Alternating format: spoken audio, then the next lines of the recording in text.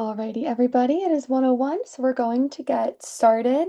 My name is Tess Konnovitch, and I'm the Scientific Marketing Manager here at EarthShift Global, and I'm so excited to be joined by a panel of our very own EarthShift Global experts, and we'll talk about the different fields they all span and how they're going to support us today. And today I'll be presenting a talk Beyond Compliance, using LCA to build resilience in an uncertain regulatory environment. And so I will be presenting, and then I'll ask our panelists to join and turn on their cameras at the end. In the meantime, you can leave all of your questions, and at the bottom of your screen, there is a Q&A feature. So you can add your questions, and I will read them aloud to our panelists at the end of the talk. So thank you everyone for joining. Since I have some of your cameras on, why don't I go ahead and I'll go to your side first. So in addition to myself, I'll get into who I am next. We have a number of incredible panelists today from EarthShift Global, and they'll be supporting me and answering all of your great questions. So we have Nathan Ayer, the Director of Research here.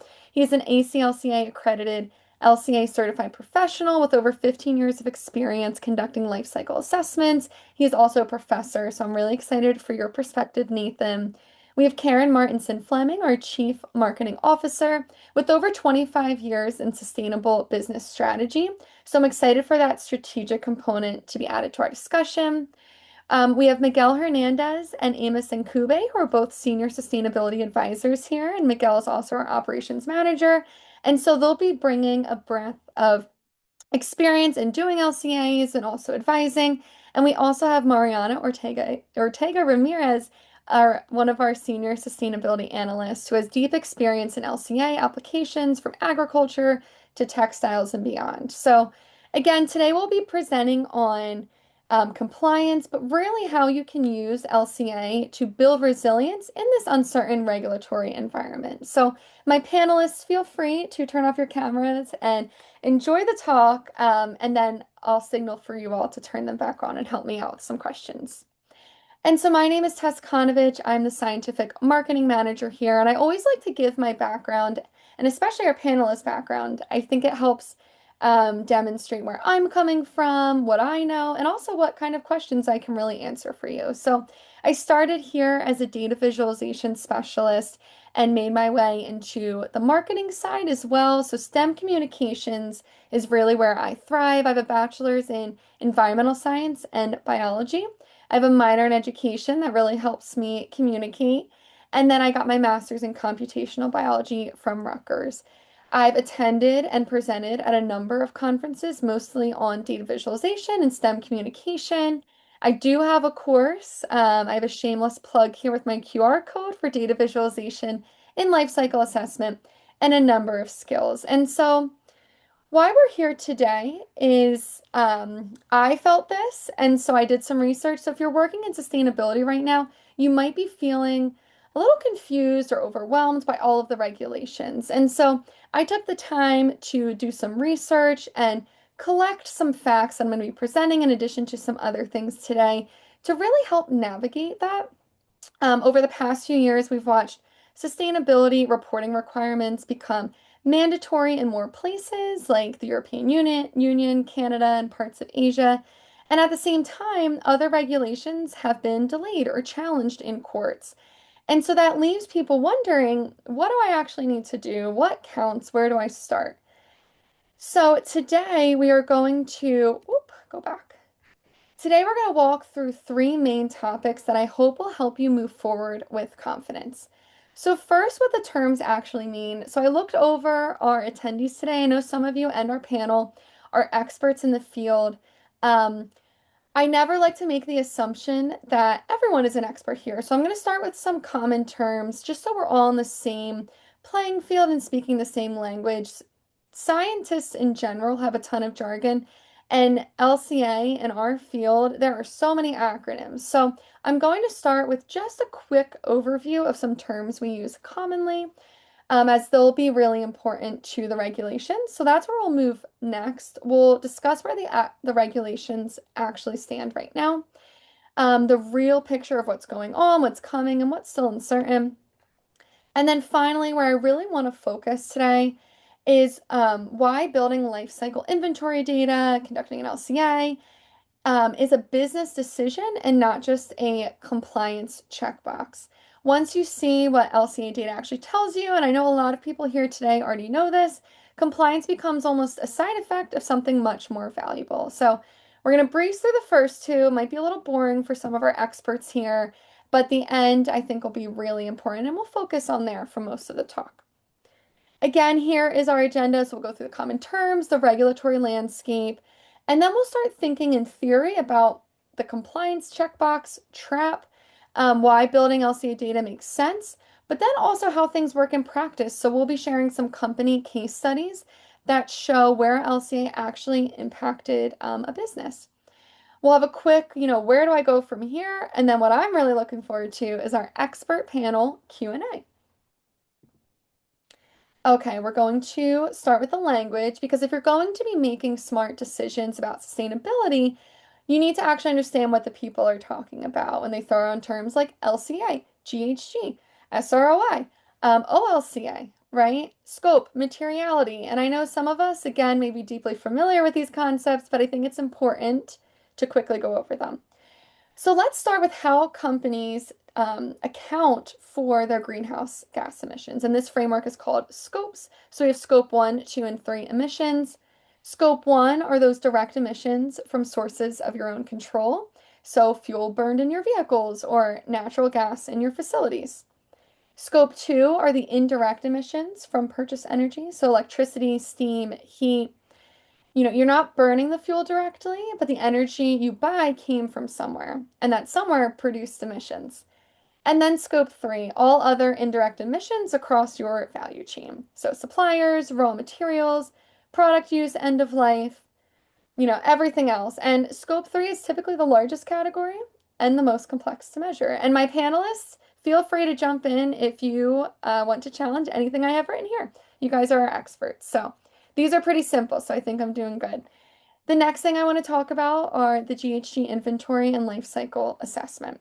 And they're two different tools for two different questions. GHG inventory answers one specific question, and that's how much carbon does our company emit?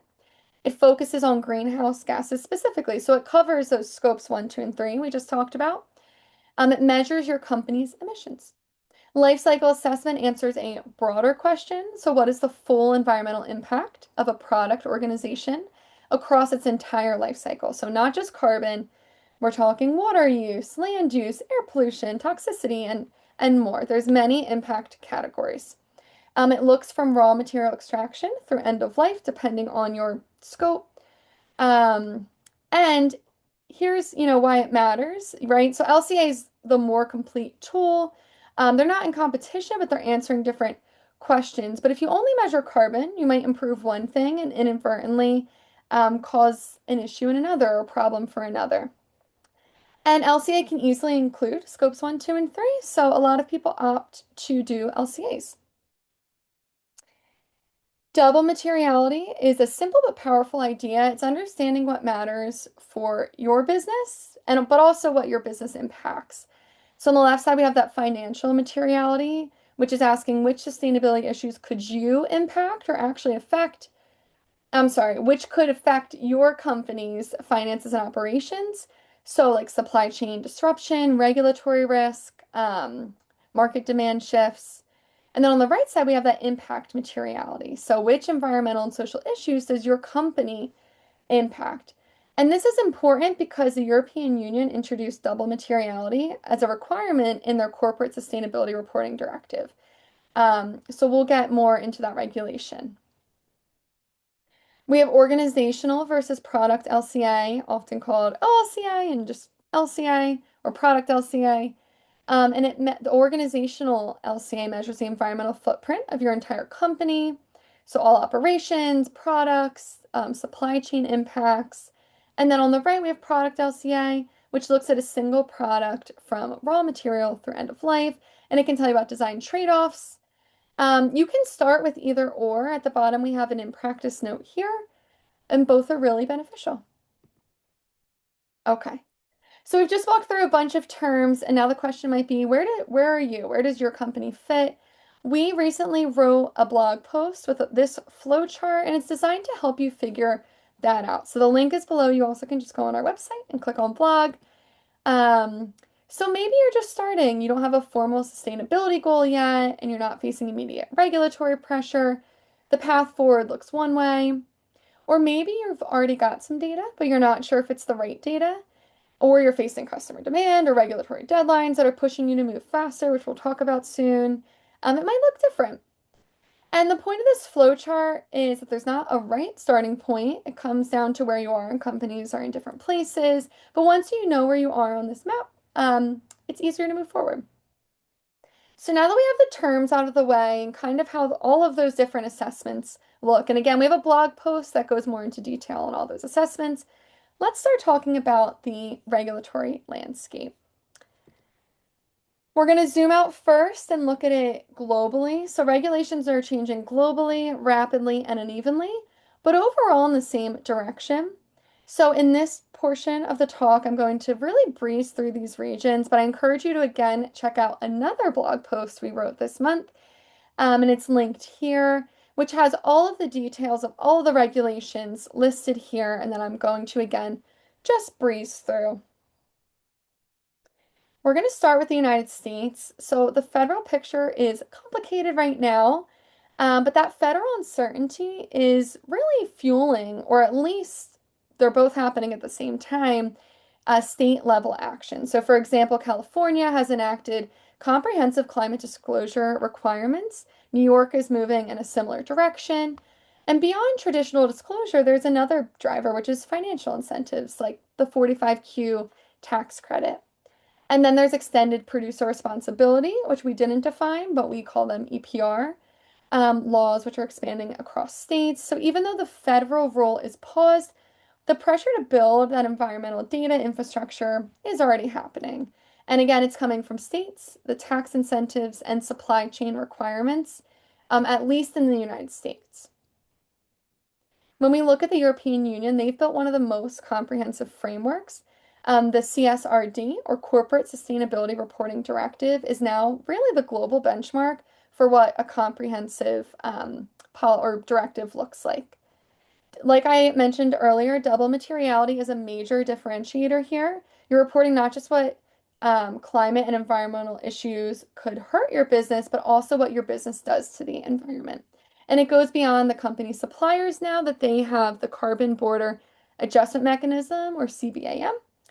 So the EU is a major leader right now, and many other countries are referencing their policies and directives. Asia is moving fast, so Japan is implementing a mandatory carbon pricing mechanism that covers large industrial emitters. South Korea is laying out a mandatory ESG disclosure roadmap. China has issued mandatory sustainability disclosure guidelines for certain companies. Singapore is enforcing a mandatory climate reporting. And India has the top 1,000 listed companies by market cap, and they must report under a mandatory framework.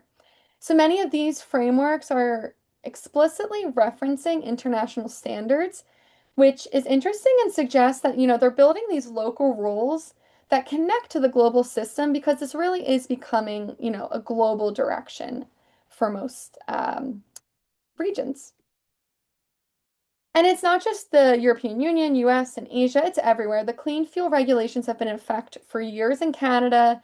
Mexico recently established the circular economy law, and which mandates life cycle assessment specifically. And many of these regions are moving towards mandatory disclosure.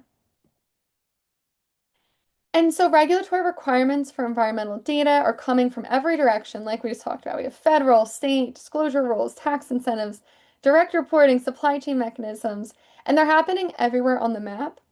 And as we move more into how companies think about this, right, the temptation may be to treat this as a compliance problem. So figure out what you're required to disclose. You can think about who you sell to, where you operate business, look at what's required, and then just collect the minimum data you need and call it done.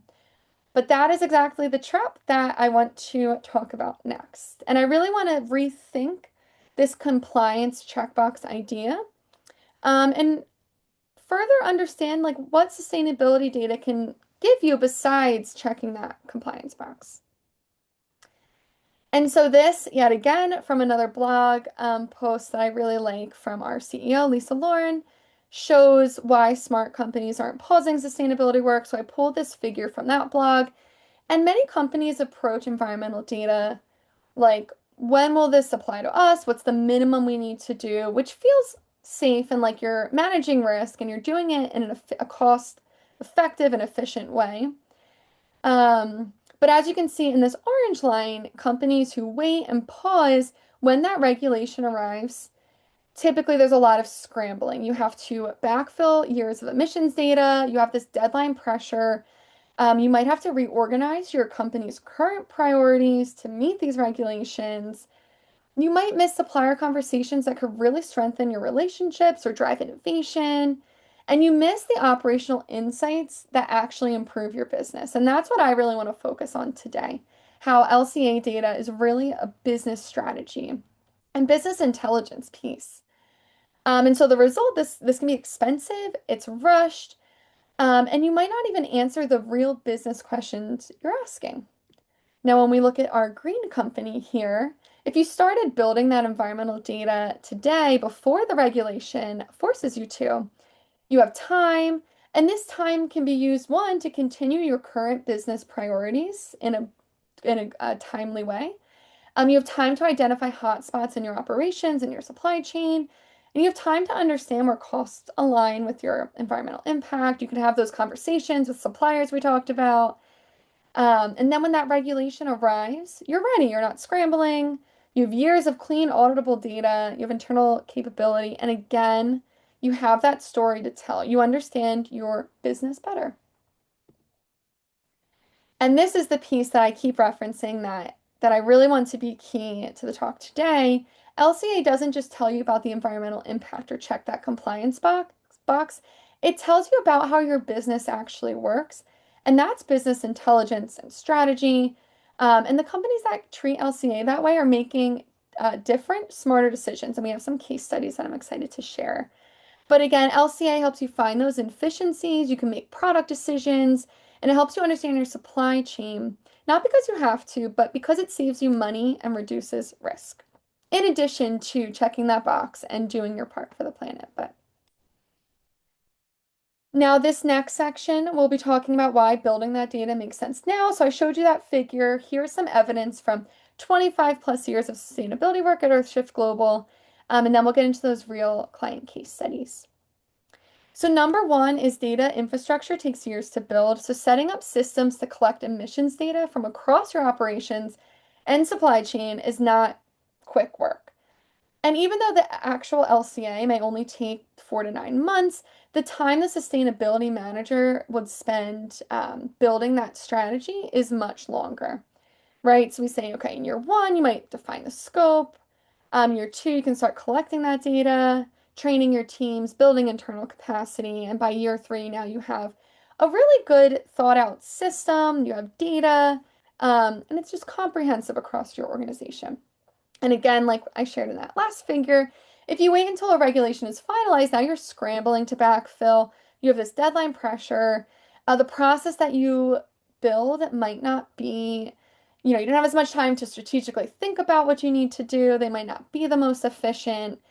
And you're doing it without the time to think strategically about what results you want and what questions you want answered. Number two is your customers are probably already asking. So while regulators are debating timelines and frameworks, buyers are already requiring environmental information. You might have a customer in the European Union that might be regulated, or your customer's customer might be regulated. So those requirements ultimately may fall on you or your business. And this is from a company actively managing supply chain requests. So they're not waiting for the regulation to apply to them. Oh, here it is. I'm sorry. I was waiting for the quote to appear. So this quote is from a company actively managing, right? So we hosted Primient last month at our Brown Bag webinar.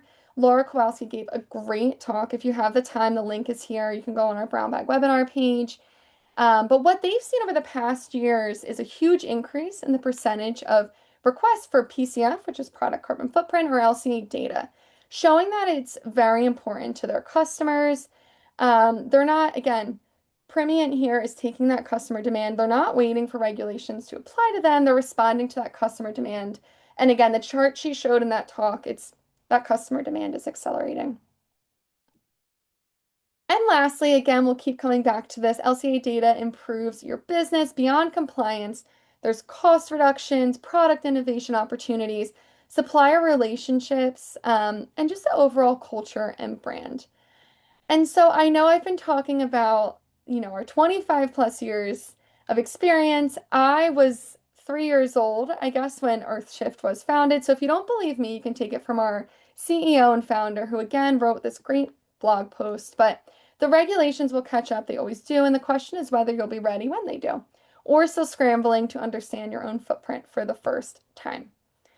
And so, in addition to these great words from our CEO, now we're going to move into actual company stories where LCA made real changes to business decisions.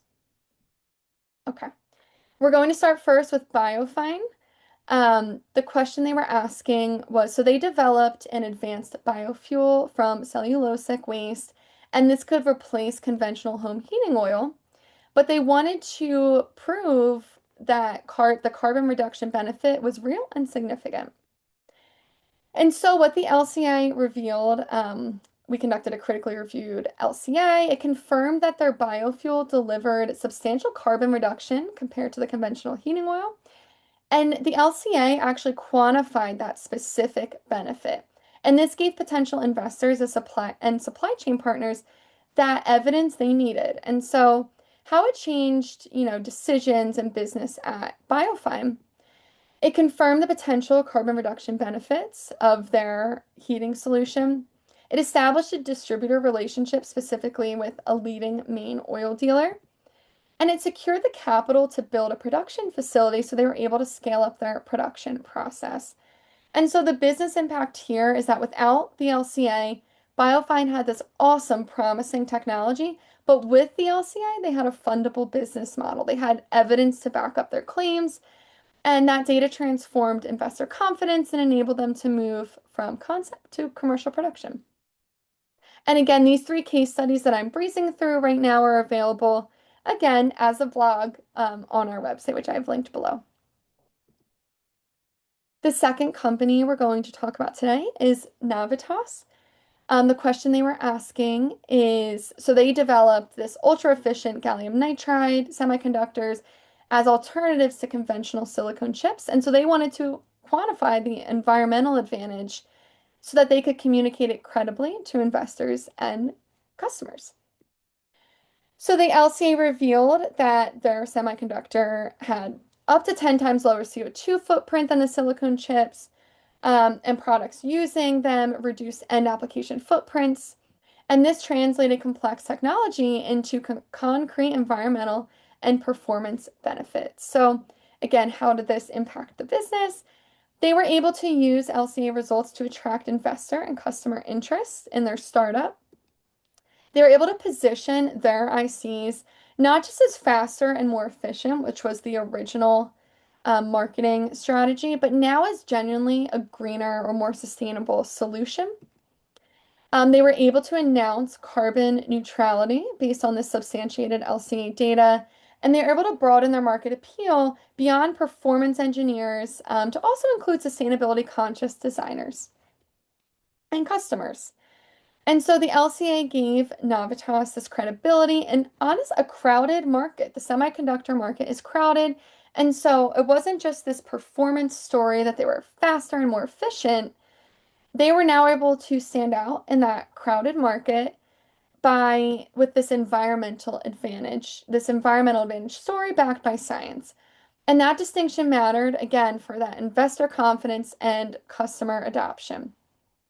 And for a startup specifically, that this matters. Investors want to see evidence. So, case study number 3, our last one, is Bolt Threads. So the question they were asking, I'm excited about this one. I need to look into it actually. So they developed Milo, a mycelium or mushroom-based vegan leather alternative. To attract investors and establish customer relationships, they wanted to demonstrate the environmental case for this new material. so that they could position it authentically in the market. The LCA quantified the environmental impacts of Milo across its full life cycle, showing how it compared to conventional leather and synthetic alternatives. And more importantly, it identified the specific environmental benefits and trade-offs that were most relevant to different audiences. And so, how this impacted bolt threads, they were able to use those LCA insights to position Milo authentically as a vegan alternative, but also with real environmental benefits. The CEO actually did a TED talk on the future of fashion made from mushrooms. Again, all of the claims were able to be backed by science, and it generated favorable media coverage in leading publications like Wall Street Journal, Bloomberg, Teen Vogue, which expanded their reach significantly. But also, when you think about the Wall Street Journal and TED Talks, claims really need to be backed by science, right? These are very reputable media sources. So, that's exciting. And then also just avoiding greenwashing claims by grounding positioning in rigorous LCA data. So LCA enabled bolt threads to tell a credible story. Not just this is new and cool mushroom leather, right? But this is new, cool, and backed by environmental data. That authenticity and rigor opened the doors, as we just talked about, with investors, media, customers, who care both about innovation because it is really cool, but also genuine sustainability.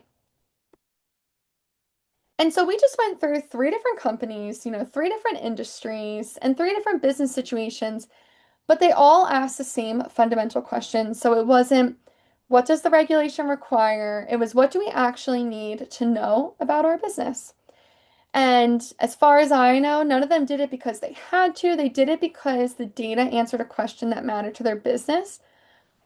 And in each case, the LCA revealed something useful outside of checking a compliance box.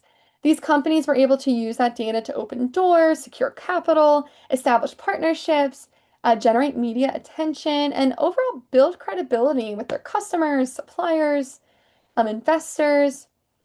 When you can understand your business, like really understand it with this LCA data at the level of life cycle impact, supply chain flows, cost correlations, you can make decisions that your competitors can't, right? So you can identify opportunities maybe they're missing. And most importantly, you can tell a real, true science-backed story about your business.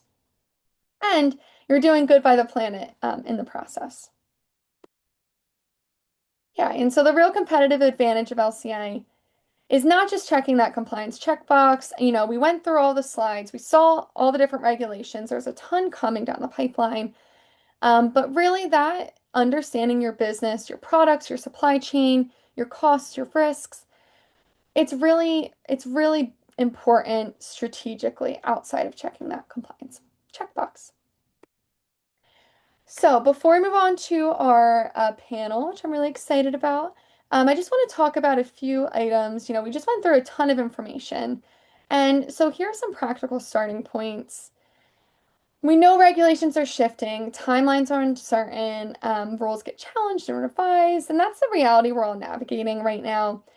But as I've said, time and time again in this talk, your business case for understanding your environmental impact is separate and it's solid.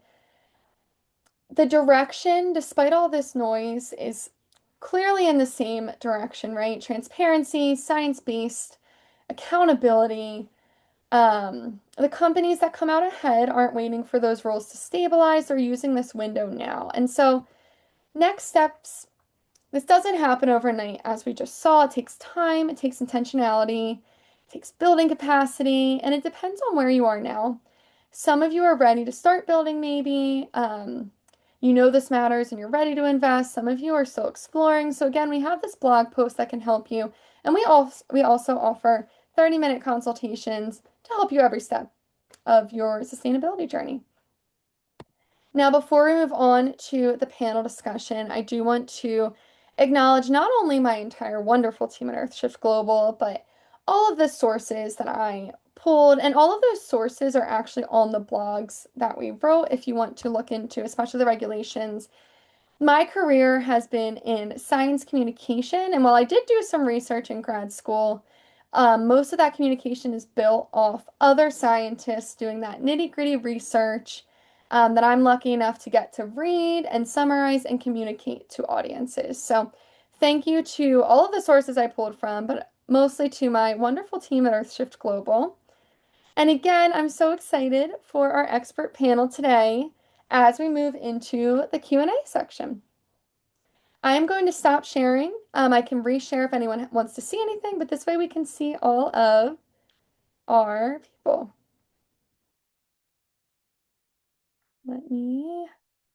Hello everybody. Let me just open the Q&A. Perfect. Give me 2 seconds. While I'm loading everything, could we do brief introductions? I know that I introduced you all in the beginning, maybe just your title, and what you're bringing to the conversation. Miguel, would you start for me? Yes, of course. Good afternoon, everybody. My name is Miguel Hernandez. I'm EarthShift's operations manager, and I'm also a sustainability advisor. And I'm bringing an operations and LCA practitioner perspective to the conversation. Thanks, Miguel. Mariana, would you like to go next? Thank you, Tess. Hello, everyone. Mariana Ortega, based in Mexico. My role here is a senior sustainability analyst. I do modeling work with our clients and interpretation of results. And several sectors, agriculture, energy, etc. I'll pass it to Amos. My name is Amos Mube. I'm a senior sustainability advisor. I bring to the table, I guess, international experience. I've been involved in a number of projects in EU. I'm currently based in Canada and also originally from Africa. So I do offer sort of a broad breadth of knowledge around regulatory areas and also a deeper understanding on LCA and how it's applied. Karen, would you like to go?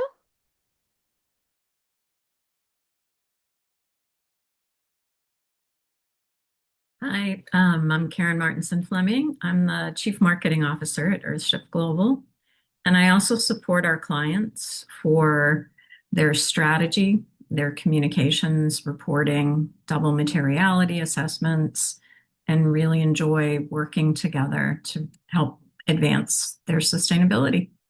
So I'll pass it to Nathan. Thank you, Karen. Hi, everyone. My name is Nathan Eyre, Director of Research with EarthShift Global.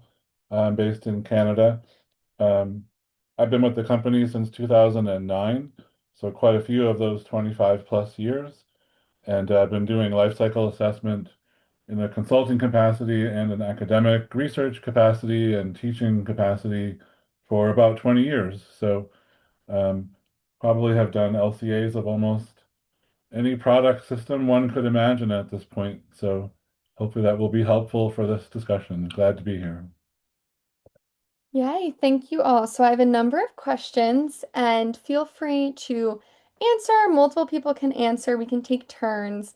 So question number one, in your case studies, each company used the LCA data for a specific business objective. How do you know what objective to focus on first, and how do you prioritize?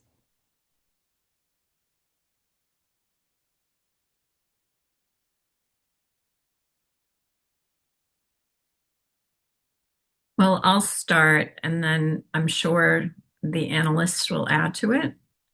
We often have clients that come to us because they have a particular business challenge that they're trying to solve, and they will come to us with that challenge. And what we do is we will, in discussion with the client, assess if what they're thinking is the actual solution to the problem that they have.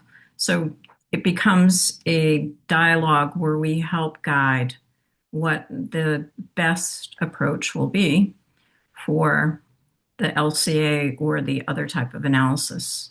that is being contemplated.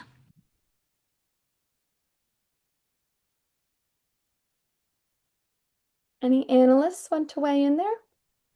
I can add that sometimes clients have a very clear idea of what they want to see in the different scenarios. Like, what if I change towards a renewable grid completely? Or what if I, whatever, change something specific in my system? But when we do the model and we do the analysis by the different contributors to impact, sometimes we learn things that they were not expecting. And so together we come up with additional ideas that could be interesting. And so that's like a first round of the interpretation. And sometimes they decide to like put it on hold and go back and maybe not do a report to be published yet because they want to improve things first and then publish something after that. Yeah, so I guess we go by layers. Thank you. So the second question is, what is the range you've seen in clients understanding LCA, what they need, what assessment they need, and how do you help them know what their business needs?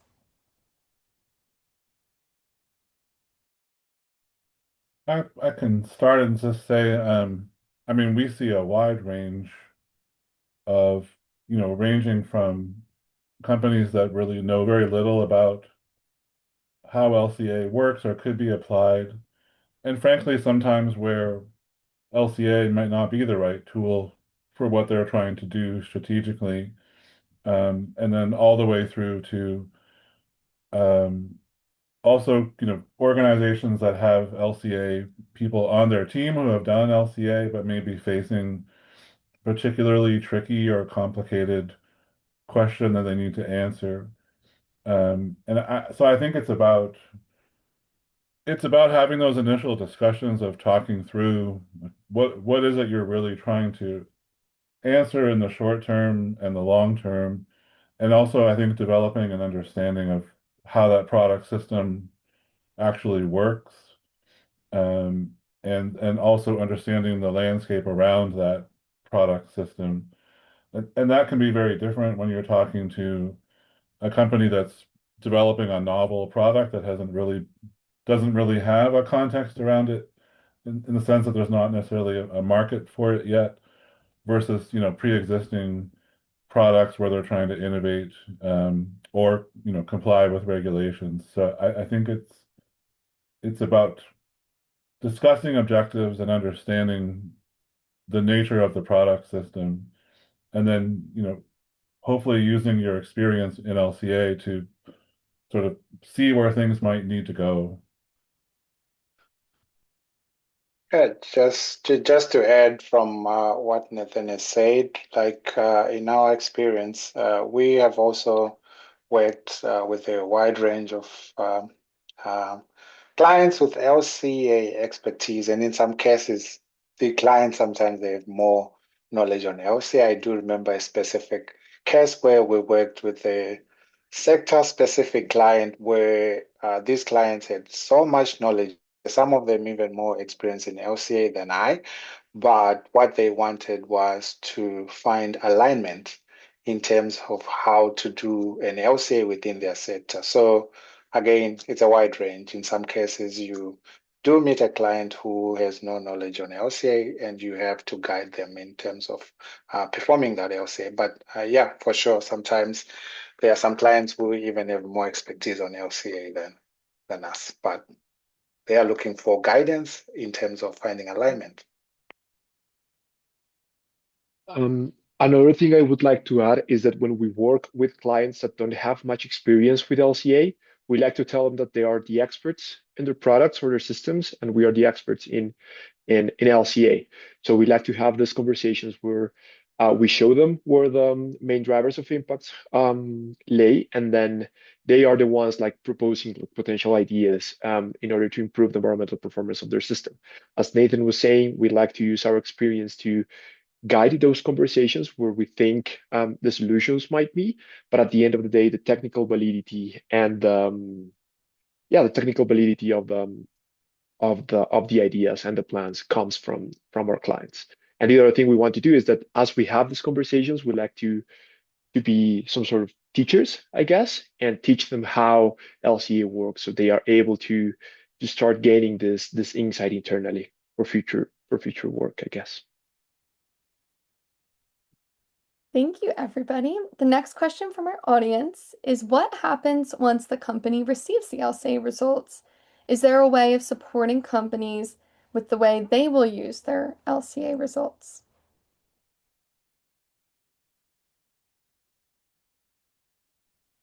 Yes, there is, and I think Karen is going to help me with this one at some point. But yeah, we like to have closure meetings at the end of each project where we review the whole process, talk about lessons learned, potential applications of the results that they are getting, of the reports or the documents that they are getting. And we also like to offer the possibility of continuing working with them through like a communication advising service or a marketing service. So since we already have the results and we already know what the results look like, we can also help our client to build a narrative around the results and to build a message to be communicated publicly. Building on that, we also help our clients communicate the LCA results internally because often the teams that we're working with on the LCA are not the executive teams who are making decisions about funding for LCA or for sustainability overall. So it's really important to be able to communicate effectively this valuable scientific method that is LCA, but translate that in a way so that the people in the C-suite can understand what the business case advantages are of doing the work, and where continued effort can really provide the greatest return on that investment. So, we really take it to heart that completion of an LCA study is just one step that's been completed. It's then what do you do with these insights? Who is best to have this information communicated to them? And then how do we continue to provide that support for our clients so that they can build that internal capability and understanding? Thank you. And I can even add a bit on the data visualization piece. And Mariana, I don't know if you'd like to talk about the position paper at all too, but there's a number of design and data visualization tactics we can do. So on our reports, I will go in and make sure, are we presenting the results in a way that people can understand? But then we can even go a step further. We've done white papers, we've supported position papers. Actually, next month's brown bag webinar is featuring the position paper that we recently supported. So there's a number of ways. So thank you so much for that question. The next question is, what are the major differences when working with large and smaller companies? Are LCAs feasible for smaller companies?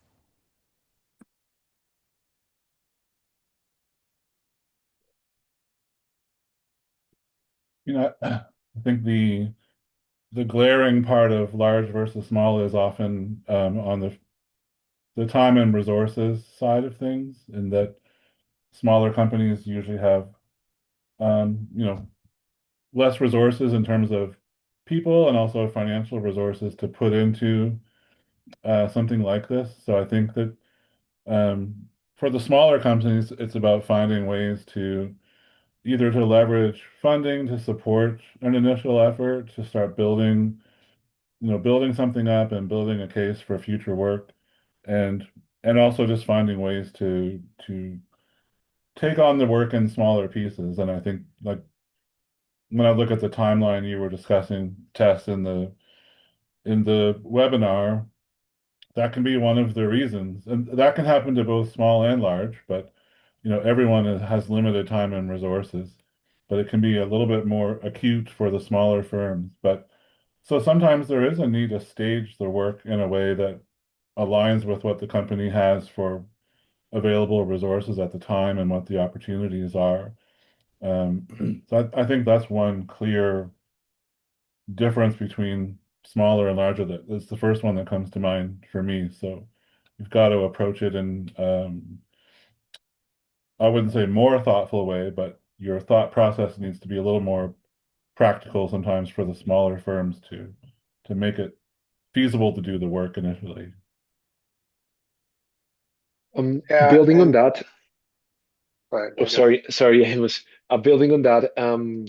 Smaller companies usually are starting their journey towards sustainability, and in most cases they are when they are starting their journey they don't need, at least yet, like a full LCA report, like a thesis level LCA study. So something we like to do with them is to start a bit smaller and work on a screening level approach, where we do something that we like to call like a quick and dirty analysis to identify hotspots, main tendencies, are and essentially where the main hotspots of impacts are, and then based on that put together some improvement scenarios and things that they can use to plan internally for, I don't know, sustainability strategies, innovation strategies, and things like that. So that can be like a stepping stone in their journey towards sustainability, and as they grow and as they evolve, they can also start thinking on more robust analysis. But that's something to note as well, that there's like a specific approach that can be used by these smaller companies.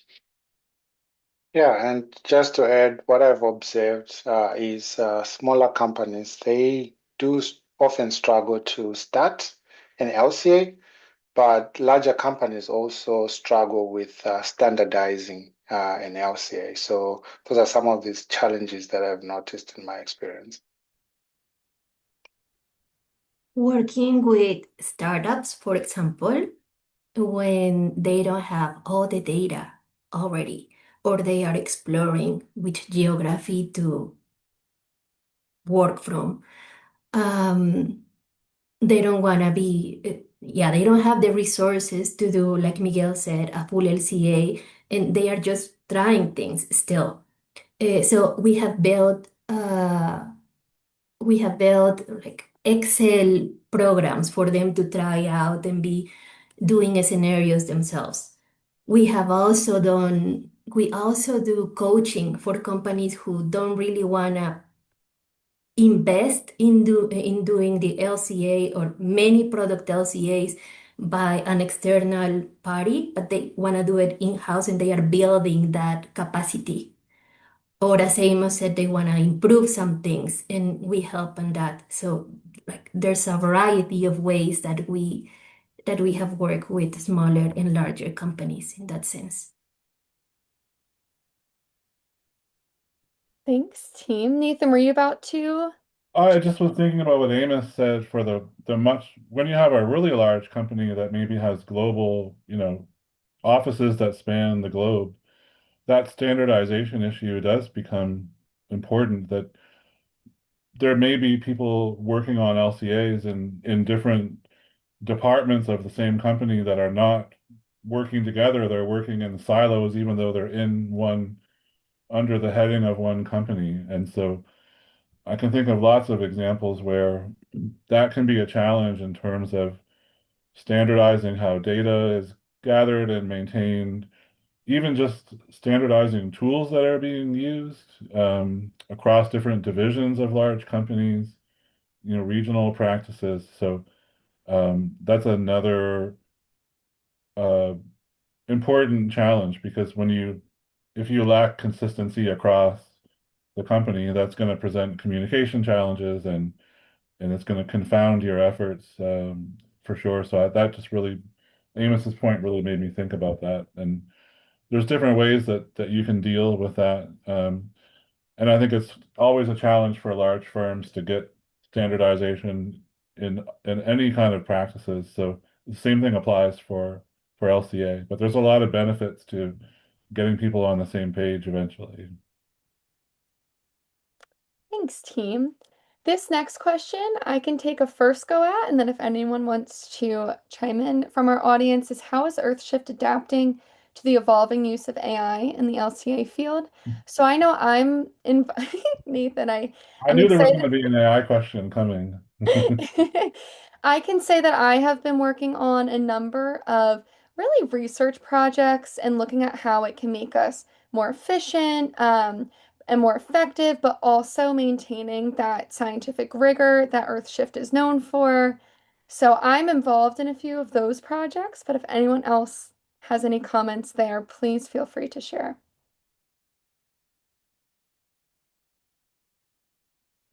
Think that sums it up. We're monitoring, obviously, as it says, it's evolving every day, and we are looking into it every day. So, okay, we Yeah, have I'll two. just, I mean, obviously AI is very topical, and we're looking at it very closely and determining where it might be appropriate to apply. We're also exploring it on our own in terms of, I know that several team members have been using different AI platforms to test them out. So that's how we're looking at it. We will always be very thoughtful in how we deploy any new technologies into our processes. Yeah, and I think we're thinking a lot about I think it aligns well with this webinar of what are the appropriate applications of any kind of AI-based LCA work in relation to, what is the objective or the question that's trying to be answered. And I think at this point on the AI development um, calendar or where we are with AI, there are certain applications where we're currently using LCA that I would be leery of relying too much on AI for. And I think it has the potential to limit some of the deeper learning and engagement that we get in doing LCA work the old-fashioned way.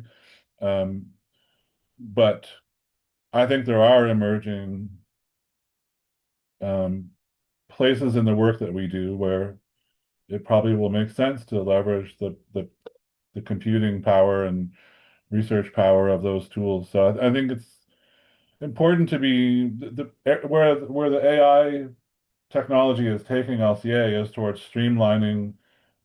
I click, I type in two things and I click a button and I have an LCA output. That might be useful for some applications, but for other more complex applications, it's not a good fit, at least in these earlier days. So I think being careful about, like I would be nervous making a comparative claim in the marketplace off of something that was too heavily built off of AI research and calculations right now. So trying to be careful about the risks of how you're using it in relation to the applications that the objectives you're trying to achieve. Yeah, man. Just to add on AI, I think, of course, the focus is mostly would be on AI improving efficiency in terms of our workflows, but also we are we pay attention, especially on issues to do with confidentiality, the data that our client shares with us. We are very careful on that, and most probably, I guess that's where we pay much attention in terms of AI adoption, because there is some data that's shared with our clients that shouldn't just be uploaded anyway. So yeah, confidentiality, but obviously open to improving efficiency in the work we do. Like for example, checking for grammar and all that. Definitely we can do that.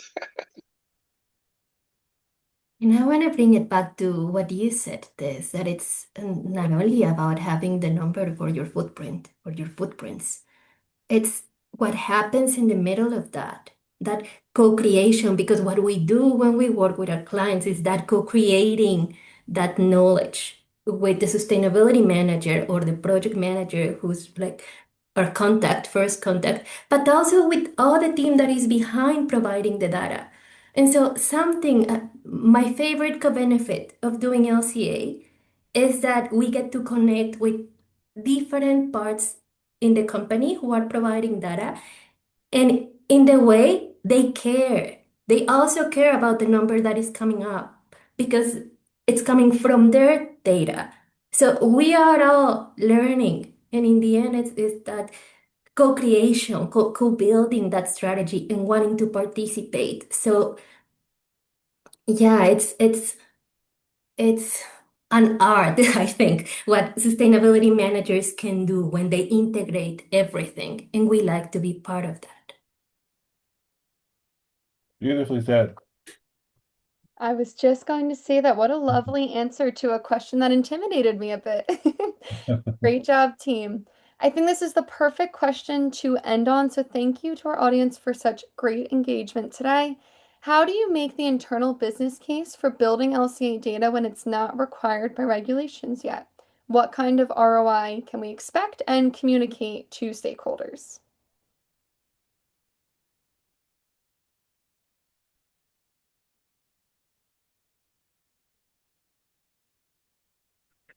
That is so client case specific that it's challenging to give a one size fits all answer. And this is what, I believe we do really well is help our client understand where they are in their sustainability path and understand their type of business, understand their sector and how their competitors are moving in the sustainability space. And we take that, bring that all together, and then the gestalt of that is here's the recommendation of what the core priorities are for you, for your particular situation at this particular time. So it's very much a customized approach that we take to all of the work that we do. I completely agree. And from a product design or system design point of view, I would like to add that LCA is a diagnosis tool, as Karen was saying. So we are able to diagnose environmental performance of a system or a product and again suggest some improvement opportunities. If our client decides to act on those improvement opportunities, in the majority of the cases, um, that's also going to be reflected in a cost improvement because I don't know if you are installing solar panels, yeah, you have to make an investment, but in the long term, that's going to represent an economic benefit.